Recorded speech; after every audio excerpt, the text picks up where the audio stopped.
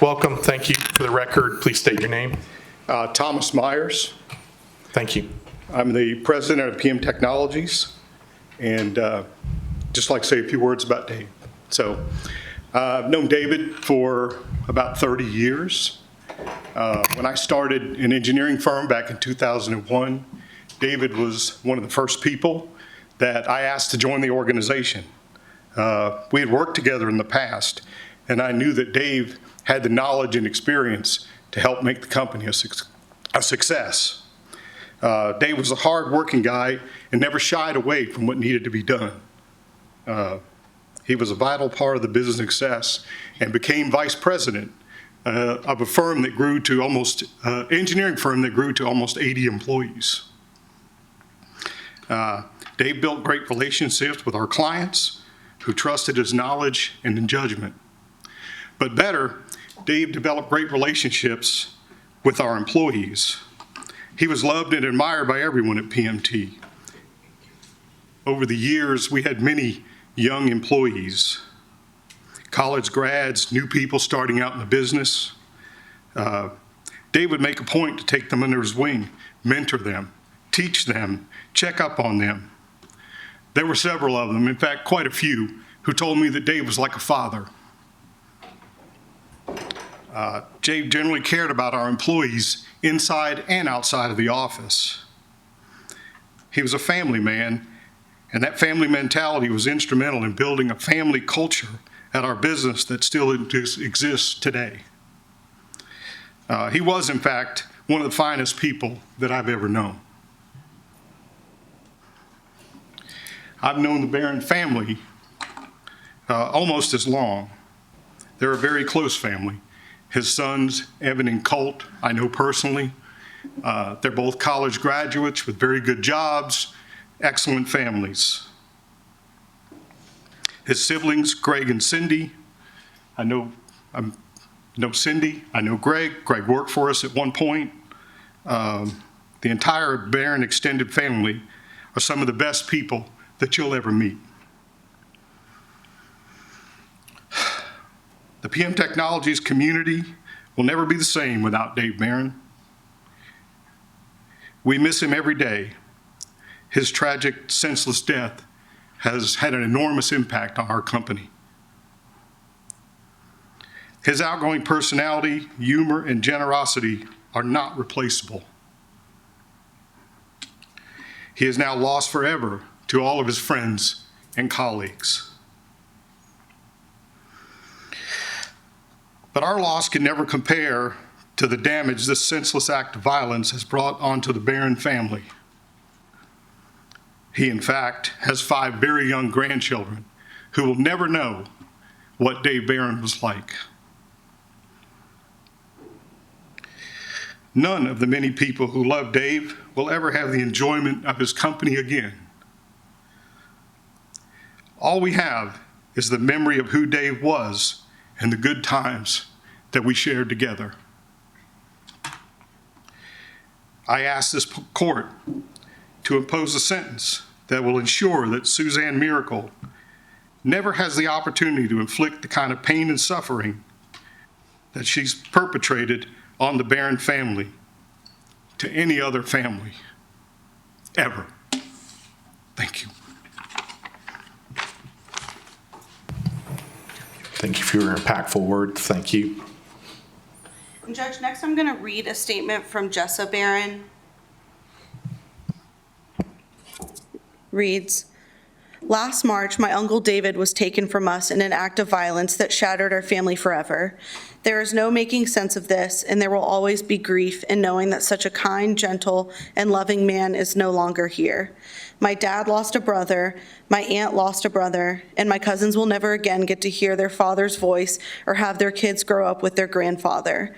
He was always the host of most family gatherings and always made sure people were fed.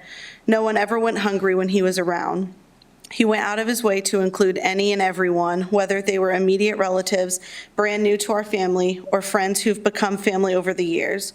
Growing up, we spent a lot of time at Lake Hartwell and Lake Jackson with him, my dad, my Aunt Cindy, and Uncle Tommy, my brother, and my cousins Evan and Colt, and Uncle's sons. Weekends and holidays that weren't spent at the lake or having cousin sleepovers, we spent yelling "Go Dogs" or "Go Vols" as my dad played for Georgia and my uncle played for Tennessee. That was our only family conflict, which SEC team we were pulling. A family united but divided on football Saturdays. His oldest son, my cousin Evan, and I both lived in LA for some years, where my uncle also worked on a long-term project for Delta. During his LA visits, we spent many weekends exploring the city, attending his company holiday parties, and going to bougie brunches, although that was more of a me and Evan thing than an Uncle David thing. He loved his iced McDonald's coffee, so having to wait for French press coffee at these brunches was not a concept he was familiar with. He did not understand why anyone would wait that long for coffee. He was a simple man who loved his Tennessee Volunteers and his Dallas Cowboys, but loved his friends, family, and loved ones more than anything, yes, even football. While I am grateful that he was able to meet my daughter and my brother's kids as well as Evan's first 3 kids, it hurts my heart that he never got a chance to meet Colt's first child and Evan's first son. His life was cut way too short from a tragedy that no family should ever have to experience. I can still hear his sweet Southern voice saying, "Well, hey girl, it's so good to see you," at every family gathering. He lived by opening his home, feeding people, loving his family, and making every person feel that like they belonged. And while we carry the heartbreak of losing him for the rest of our lives, we will also carry the example he gave us on how to treat people, with warmth, generosity, and kindness. Because the violence that took his life is not the measure of his story, the love he gave us is. Thank you for reading those compelling words. Denise? Judge, next is Denise Bender. Thank you.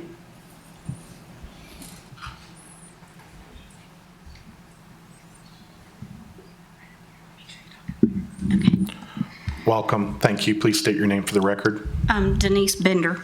Thank you. I am David's first cousin, and I'm reading a letter today from his sister that is not able to attend due to health reasons, and that's why she has not been here for the trial. Ms. Mericle, I will never be able to receive a phone call from my big brother and am having a hard time not hearing from him since March the 8th, 2025. Because of your actions, I'm not able to hear, "Hey, baby sis, how are you and Tommy?" Because of your actions, I'm not able to hear happy birthday, Merry Christmas, and all the other holiday greetings. Because of your actions, I'm missing hearing his laugh, his announcements at family gatherings, him stepping up to bat on the family's matriarchal responsibilities when our mother passed. When I was born, I had 2 older brothers, Greg and David. One was an investigator, Greg, interrogating all the boys that came around trying to be suitors. David was the problem solver and fixed things. For example, when our parents were not at home, say out for the evening, and the boys would turn the living room into a football field or a basketball court, of course things would inadvertently get broken. So a little while before Mom and Dad came home, David would stop and get out the Elmer's glue and begin mending the broken lamps and things that got broken, hoping no one would notice that things had gotten broke. One evening, the parents had gone out, and the boys were babysitting me. I got involved with the rough play, and they knocked the scab off my arm from the TB test. Well, David's bright idea was to get the glue out and reattach the scab in hopes of no one being able to tell any difference. He is in peace now, laying beside my mother in the North Georgia Cemetery.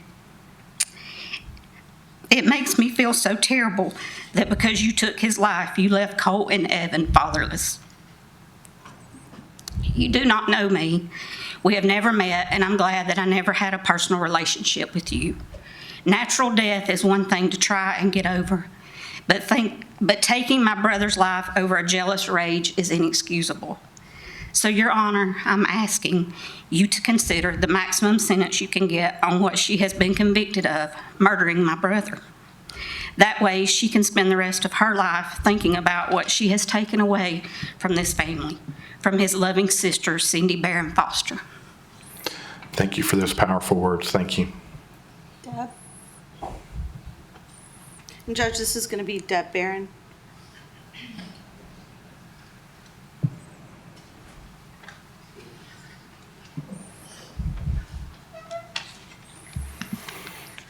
Welcome. Thank you. Thank you. If you would state your name for the record, please. My name is Debbie Barron, and I am David's sister-in-law.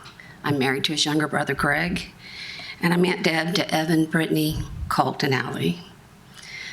Suzanne, I've only met you once, but very quickly realized that you needed to be the center of attention. I've known David for over 30 years. He didn't need the spotlight.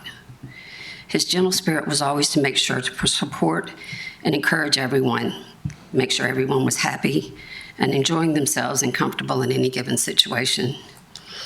When my husband Greg was diagnosed with Parkinson's, a very dear friend suggested that I gather my tribe. David was part of my tribe.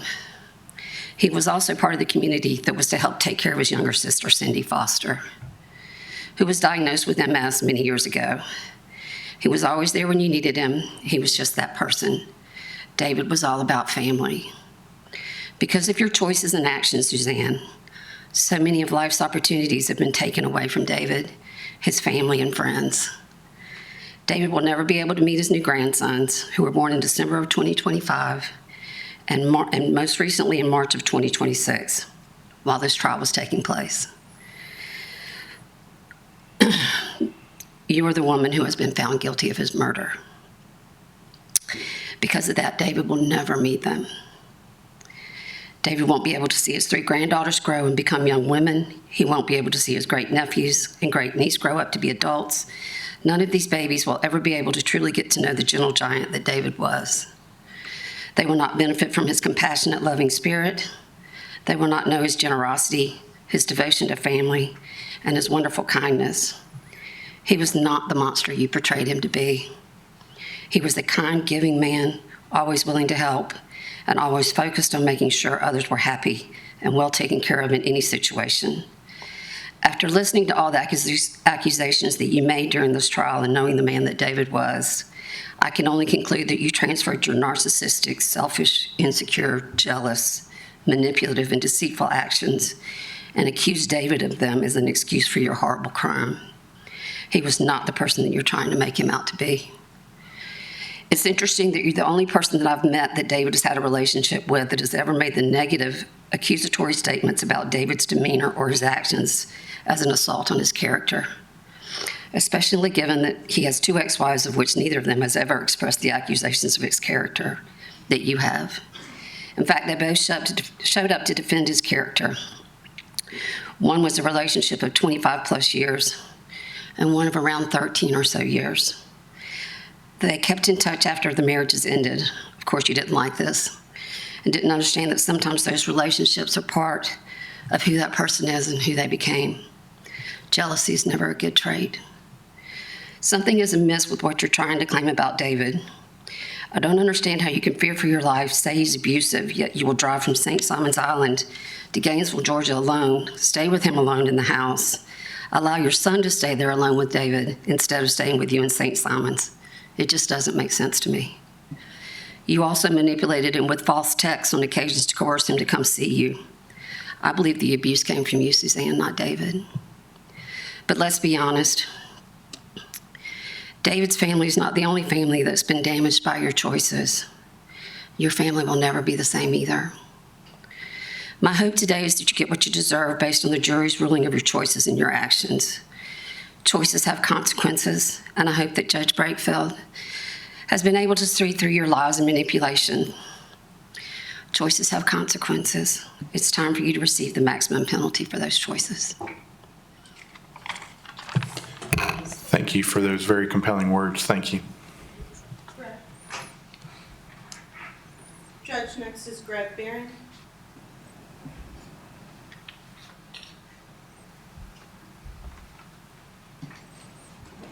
Welcome. Thank you for being here. Thank you.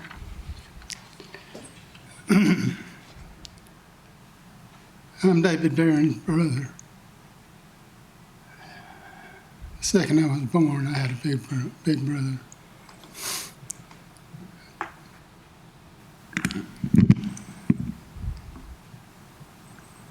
We loved playing basketball, football, and baseball so much that our dad put lights up in the backyard so we could play at night. They gave us the means to play. They didn't tell us we had to play. As our years go quickly and David being presented many awards in both football and basketball, many colleges and universities recruited him. Ultimately, he chose Tennessee. With David at Tennessee, me at UGA, and Cindy going to high school, we were separated from each other for the first time in our lives. The UGA-UT football rivalry has always been intense and remains so this day. However, Mother had a rule and made sure that at the end of the day we were family first. As we grew older, we had children of our own. Life changed a little. We both thought it was important to spend time together with our families. Went on vacations, boys' trips, and of course UGA Tennessee games. We worked together and celebrated life's joys and tragedies together. I'm fortunate that I had so many fond memories of my brother that I cannot put them all on paper. We would have discussions about March Madness, Major League Baseball, Kentucky Derby, family reunion, Wimbledon, U.S. Open, college and pro football, all things sports. These are things that we used to do together. And this past year, I have not been able to do that with him. Till the March 16th trial, it brought it back on again. So we were going through the football the seasons again. The call came from heaven and called on the morning of March 8th. Didn't seem real. It couldn't be real. When they said that David had been killed, I thought he was in an accident on I-16. I was horrified when I learned that he had been shot and killed by Suzanne. It had to be a bad dream. What happened that night only two people will ever know. Knowing my brother like I do, I think he had dinner and cleaned up. It was Friday evening. I guess David had a long week at work, traveled, and went to relax. As he fell asleep, he was woken abruptly, went into flight mode, and ran upstairs and locked himself in the bedroom. He was not a confrontational man. My family and I have elected to see the body prior to cremation. The marks on the body didn't really go along with the story that was told by the defense. I don't understand where the lacerations came that were on his nose and marks on his chin, and how his front tooth got chipped. The full left side of his face was heavily bruised, what appeared to be a blunt force trauma. Please explain to me how a woman who is described as defenseless was able to move a 6'3" man weighing 240 pounds, having killed, out of the way of the door to gain access into the locked bedroom. We all know what happened next. Cleanup mode, and the lies began. Regarding your opening statement, Mr. Willis, I wish that you could have known her, but you never will. I'm personally thankful that no one will ever get the treatment that Suzanne gave my brother David. So we've all known the real person that David was, not the make-up version that the defense presented. He was kind, caring, passionate, gracious, fun-loving family man, not the monster that you have dreamed of. I've heard it said that a heart is not measured by how much you love, but by how much you are loved. David was certainly loved. Thank you. Thank you for your personal reflections and wise words. Thank you. Judge, next is Allie Barron.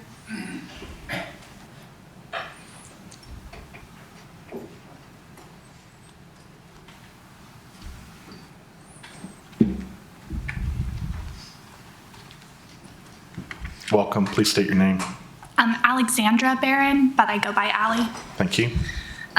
My name is Allie Barron. I'm Colt's wife and David's daughter-in-law. The last year has been a roller coaster for our family as we experience the lowest low of our life.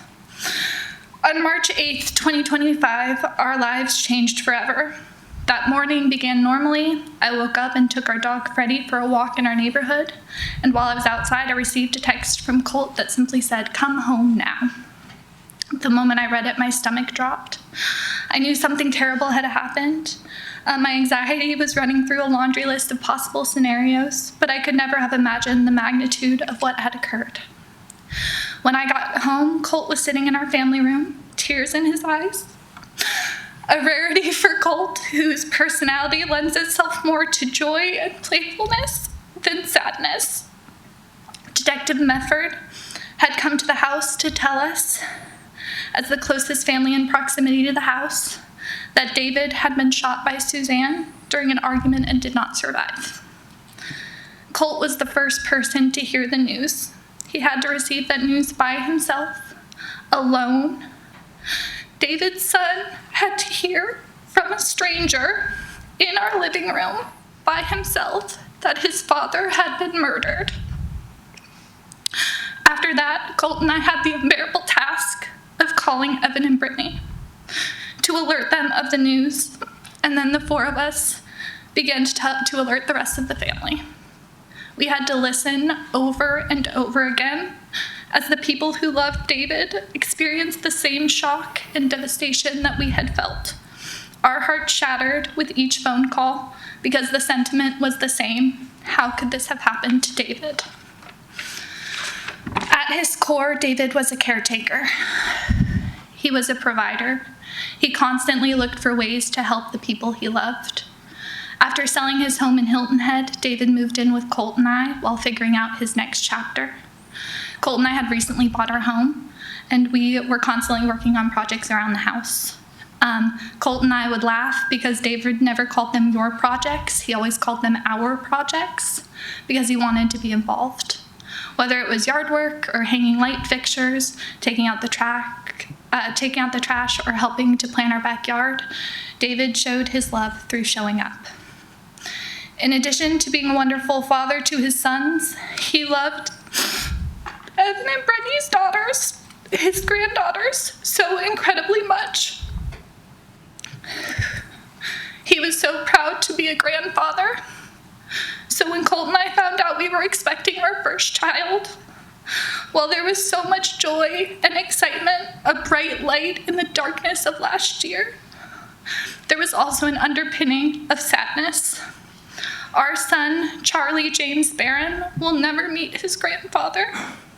David never got to meet his first grandson. He never got to watch his youngest son become a father. He would have been so proud of Colt, and he would have had the same pride for his now 2 grandsons that he had for his granddaughters. Suzanne took David's life, and in doing she stole far more than one man's future. She robbed my husband and brother-in-law of their father. She robbed my son, my nieces, and my nephew of their pops. She robbed Uncle Greg and Aunt Cindy of their big brother. She robbed countless friends and family members more time, more memories, and more moments with someone who loved deeply and was deeply loved in return.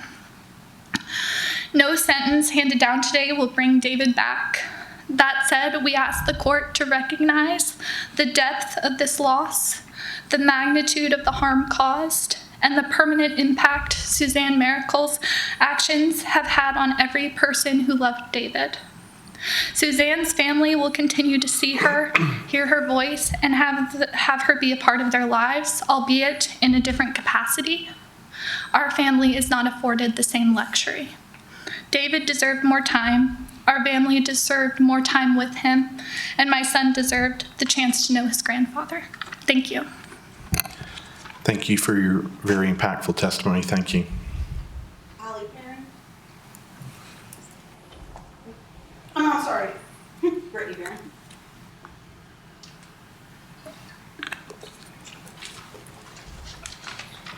Welcome. Thank you. Please state your name for the record. My name is Britney Baron, and David was my father-in-law.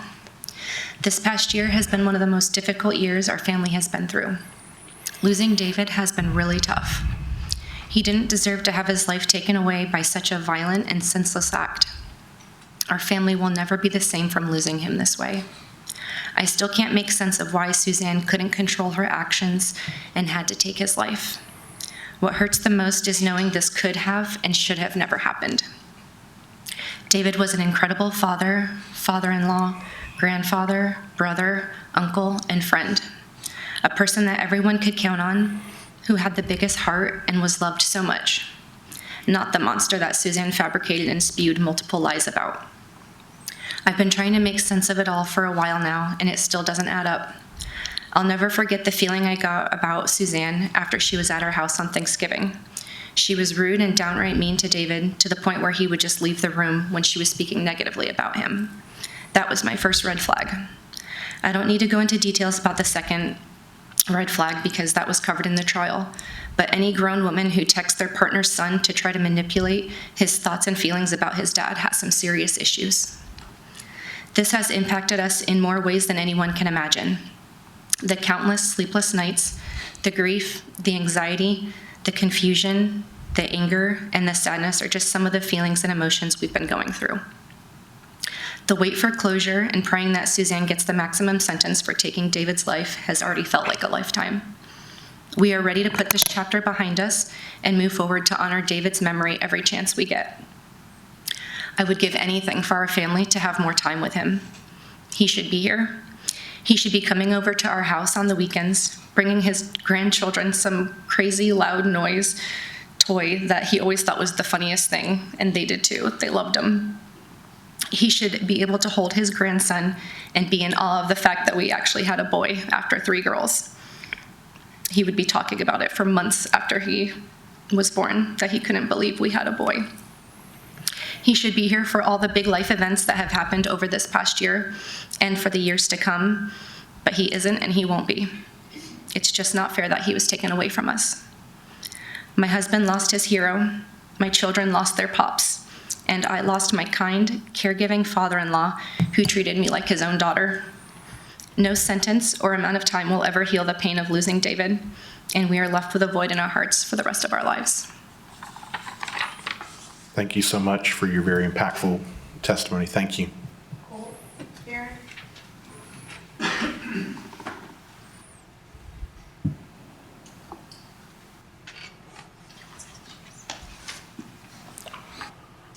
Welcome. Thank you so much. Please state your name for the record. My name is Taylor Cole Barron. I'm the youngest of the 2 sons of James David Barron. I thought about starting this statement off by telling a story about how my dad was a wonderful man, a loving father, an outstanding person, but I'm not going to. I'll keep that story to myself, and I'll cherish it along with all the others I have of my father, because that is all I have left of him. I was told these victim statements are supposed to convey to the court how I have been impacted by what has happened to my father. So here goes. On March 8th, 2025, Suzanne Mericle murdered my father. And every day since, I have felt incomplete.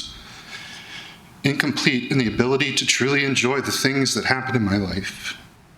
When I have a big meeting, go well at work, my first thought is to call the family, tell them I can't call Dad because he isn't there to answer.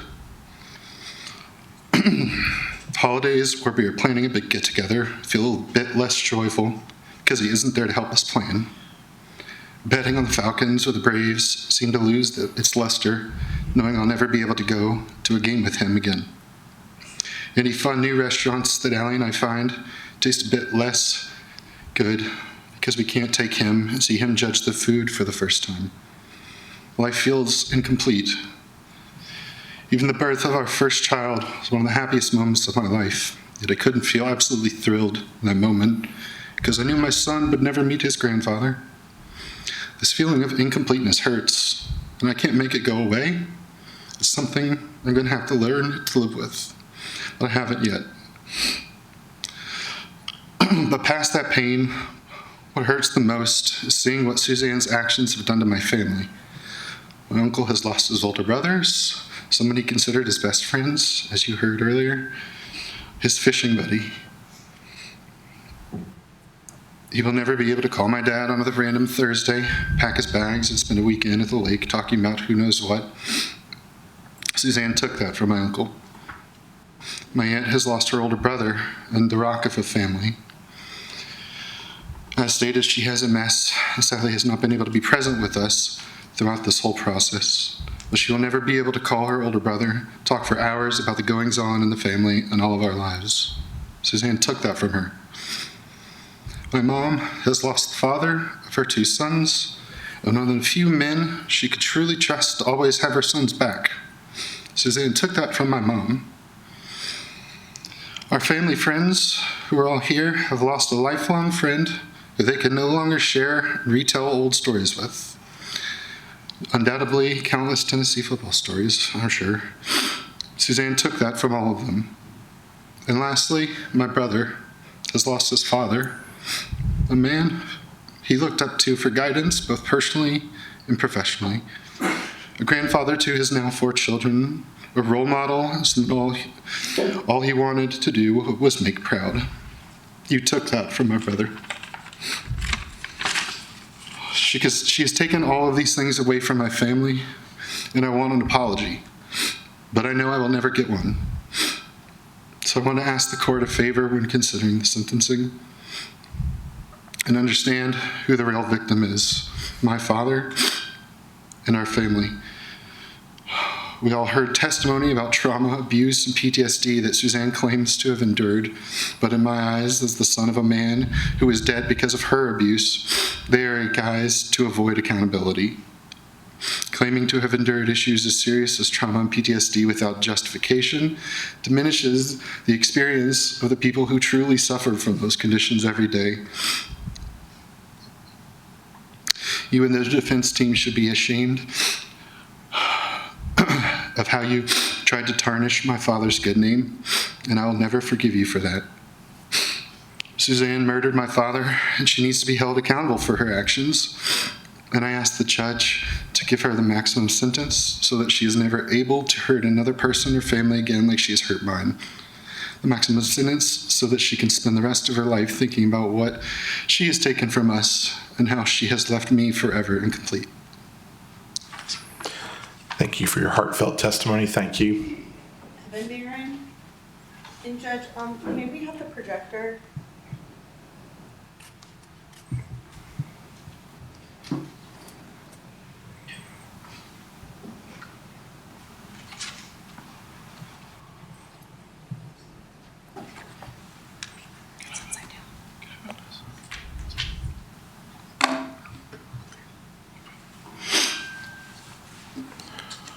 Welcome. Thank you so much. Please state your name for the record. Evan Barron.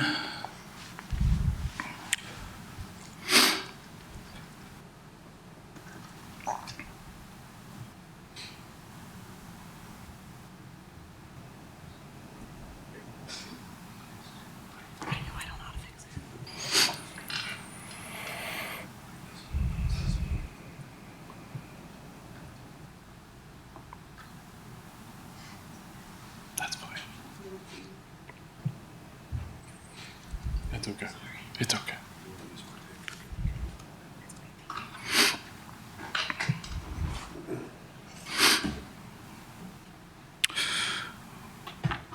Where do you want me to start? You want me to start with my son? He was born during a murder trial. and he will never understand why his arrival in this world was in a courtroom seeking justice for his grandfather. What should I tell him? What should I tell his sisters who are 4 years old and 2 years old? You want to know what we've had to do for the past 14 months? We've had to lie to our own children about why Pops isn't here. We've had to lie because the truth is too hard to tell. How do you tell your child that their grandfather was murdered in the middle of the night through a locked door and not expect them to deal with the trauma the rest of their lives like I have to now? Where do you want me to start next? Is it with Britney, who I had to leave at the hospital after a C-section to go testify about the truth about my dad? While baseless accusations slandered his name, how do you think she really feels? For the past year, the resounding question in our daily lives from others are constantly, what's the latest news on the trial? Don't you think we want to talk about anything more than that?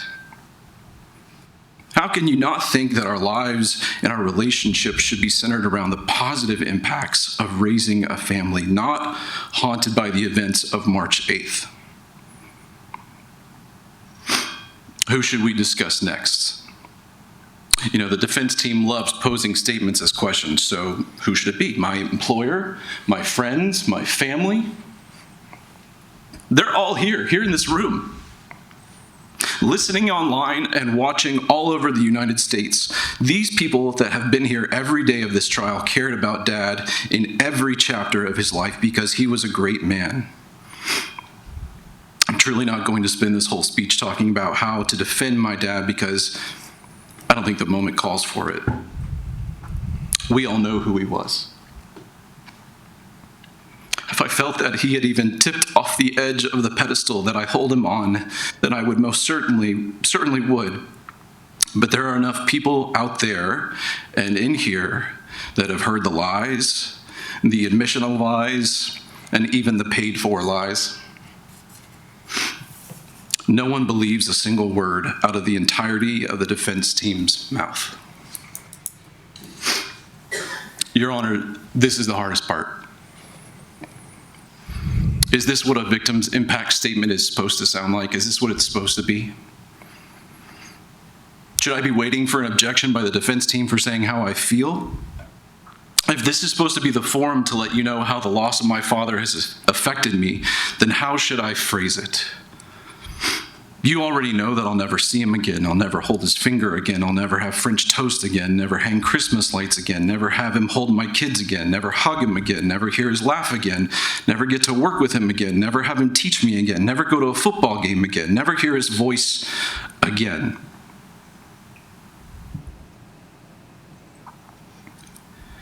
I've sat here listening and watching the graphic and gore of my dad. And I'm supposed to say nothing, express nothing, do nothing, as if he were still here. I know that Dad would be proud of how I've handled this situation.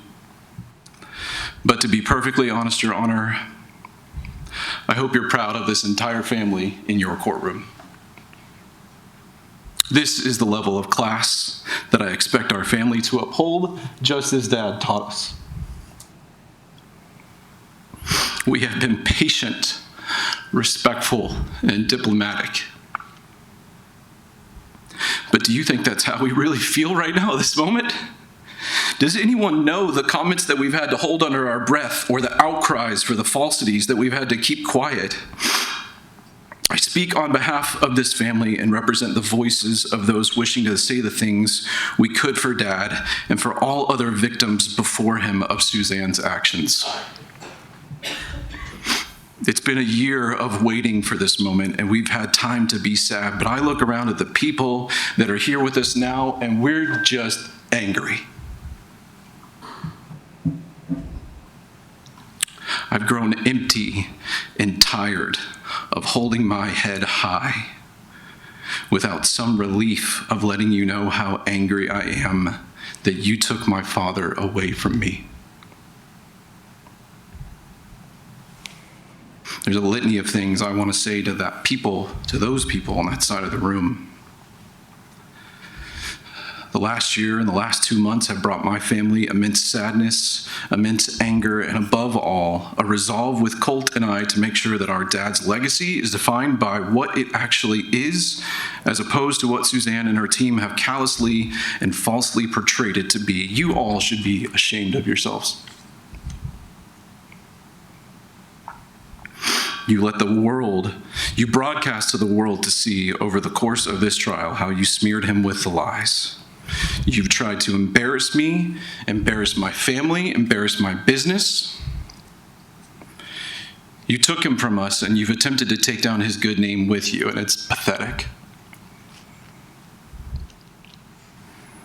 I don't care what people say on what a victim's impact statement is supposed to be, and frankly, I don't care what parameters this fits within.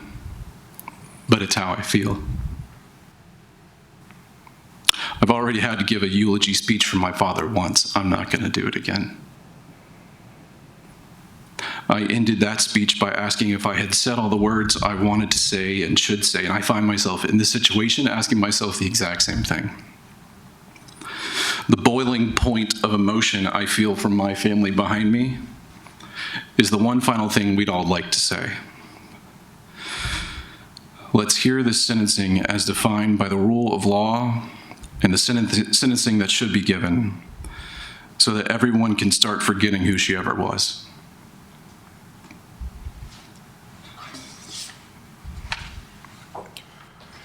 Thank you for your very brave, accurate, and personal testimony. Thank you. There's no other victim impact statements, Your Honor. I was just taking this down, sorry. Before we turn our attention to the defense,